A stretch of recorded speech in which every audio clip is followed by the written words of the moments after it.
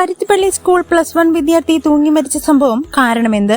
Kattakada Kuttichal vocational higher secondary സ്കൂളിലെ +1 വിദ്യാർത്ഥി കുറ്റിച്ചൽ എരുമക്കുഴി സ്വദേശി ബെൻസൺ എബ്രഹാമിനെയാണ് ഇന്ന് രാവിലെ സ്കൂൾ കെട്ടിടത്തിൽ തൂങ്ങി മരിച്ച നിലയിൽ കണ്ടെത്തിയത്.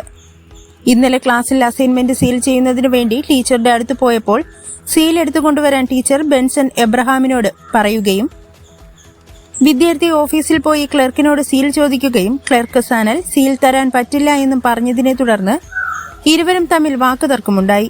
വാക്കുതർക്കം രൂക്ഷമായതിനെ തുടർന്ന് അധ്യാപകർ വിഷയത്തിൽ ഇടപെടുകയും ചെയ്തു. നാളെ രക്ഷകർത്താവിനെ വിളിച്ചുകൊണ്ടുവന്നതിനു ശേഷം ക്ലാസ്സിൽ കയറിയാൽ മതിയെന്ന് അധ്യാപകർ ബെൻസൺ എബ്രഹാമിനോട് പറയുകയും അധ്യാപകർ തന്നെ വീട്ടിൽ ഈ വിഷയം അറിയിക്കുകയും ചെയ്തു.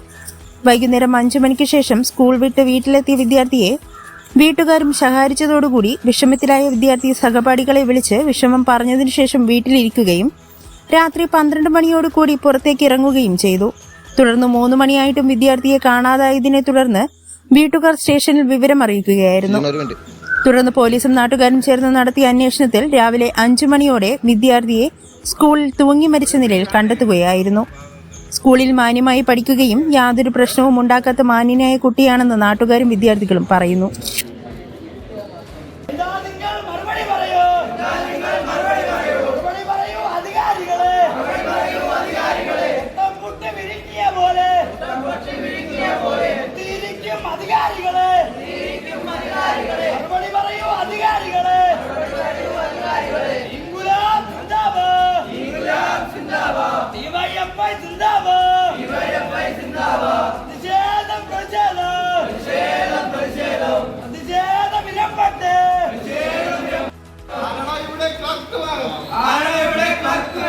അന്വേഷണ വിധേയമായി ക്ലർക്കിനെ പിരിച്ചുവിടുക.